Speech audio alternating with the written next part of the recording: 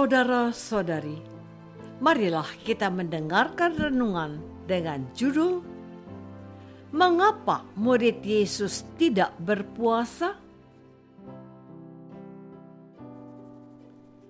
Yang berdasarkan pada Injil Markus bab 2 ayat 18. Pada suatu kali ketika murid-murid Yohanes dan orang-orang Farisi sedang berpuasa, datanglah orang dan mengatakan kepada Yesus, "Mengapa murid-murid Yohanes dan murid-murid orang Farisi berpuasa, tetapi murid-muridmu tidak?"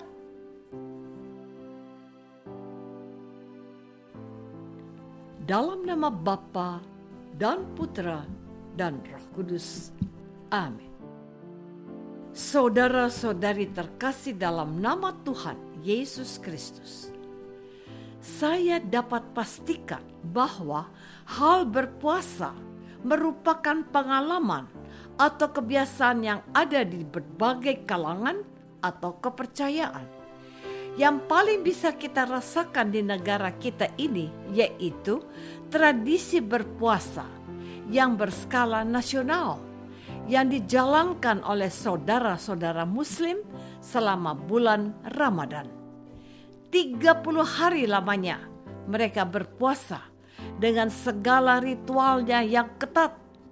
Di gereja Katolik, setiap tahun kita mengadakan puasa dan pantang, yaitu pada masa Prapaskah. Dalam tradisi orang Jawa, ada kebiasaan puasa mutih, puasa Senin Kemis, dan masih ada banyak kebiasaan puasa lainnya lagi. Hari ini kita bertemu dengan kebiasaan yang ada di kalangan bangsa Yahudi yang sudah ada 2000 tahun yang lalu. Setidaknya itulah yang dikabarkan kepada kita hari ini. Ditanyakan kepada Yesus, "Mengapa murid-murid Yohanes dan murid-murid orang Farisi berpuasa, tetapi murid-muridmu tidak?" Orang banyak itu menunjukkan kepada kita akan adanya waktu untuk berpuasa. Mereka menjalankan tradisi berpuasa. Mereka merasa terusik karena mereka melihat kenyataan yang tidak lazim. Mereka berpuasa, mengapa murid Yesus tidak berpuasa? Saudara-saudari terkasih, mengapa mereka mempersoalkan bahwa murid-murid Yesus tidak berpuasa? Itu di luar kelaziman. Perhatikan, murid-murid Yohanes sedang berpuasa. Murid-murid orang Farisi juga berpuasa. Murid-murid Yesus tidak berpuasa. Setiap guru mengajarkan untuk berpuasa pada waktu-waktu tertentu. Mengapa murid guru Yesus tidak berpuasa seperti mereka? Menarik untuk diperhatikan bahwa mereka keberatan atas kejadian yang dianggap menyimpang atau tidak bersesuaian dengan biasa dilakukan orang kebanyakan. Hal itu juga masih kadang-kadang terjadi di negara kita ini.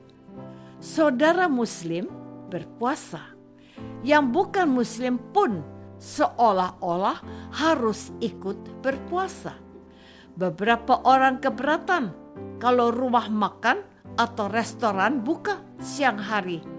Yang non-Muslim diminta menghormati yang sedang berpuasa. Begitu katanya. Di negara yang sebagian besar penduduknya beragama Islam ini, kita perlu menyesuaikan diri. Kurang lebih sama. Murid-murid Yesus dikehendaki menyesuaikan diri dengan mereka yang berpuasa. Saudara-saudari terkasih, pertanyaan yang bernada keberatan atau protes orang-orang yang melihat murid-murid Yesus tidak hendak berpuasa itu ditanggapi oleh Tuhan Yesus dengan perumpamaan yang menuntut mereka putuskan sendiri jawabannya. Dapatkah sahabat-sahabat mempelai laki-laki berpuasa sedang mempelai itu bersama mereka? Selama mempelai itu bersama mereka, mereka tidak dapat berpuasa. Tetapi waktunya akan datang, mempelai itu diambil dari mereka, dan pada waktu itulah mereka akan berpuasa. Tuhan Yesus tidak sedang melawan adat kebiasaan yang sedang terjadi di antara para murid Yohanes atau para murid orang Farisi. Namun, Tuhan Yesus mau memberi suasana yang tepat mengapa seseorang berpuasa atau sebaliknya tidak berpuasa.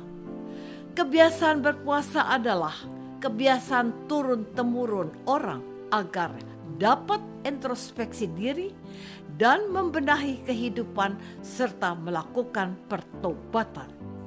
Ketika orang mengalami kebahagiaan karena kehadiran Allah yang ada di antara mereka, harus juga bergembira. Ada waktu yang tepat untuk berpuasa, yaitu ketika mempelai laki-laki itu diambil di antara mereka. Itu satu hal.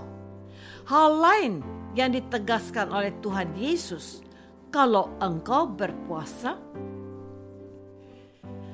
janganlah perbuatan kesalehanmu itu dilihat orang. Cukuplah Bapamu yang di surga yang mengetahui. Jangan membuat mukamu muram sehingga orang tahu engkau sedang berpuasa, melainkan basuhlah mukamu agar hanya Tuhan saja yang tahu. Saudara-saudari terkasih, mengapa murid-muridmu tidak berpuasa? Jawabannya, mereka pasti akan berpuasa pada waktunya, dan bahwa puasa itu tidak perlu diumumkan dan digembar-gemborkan. Kalau mau puasa, ya puasa saja. Apakah orang harus mengetahuinya? Itu hal lain. Sebab yang terpenting adalah niatnya. Kita berpuasa untuk berbakti kepada Allah. Dilihat atau tidak diketahui orang itu bukan poinnya. Yang penting Bapamu yang di surga mengetahui tindakan kesalehanmu itu dilakukan dengan niat yang murni untuk memuliakan Bapa yang ada di tempat yang tersembunyi.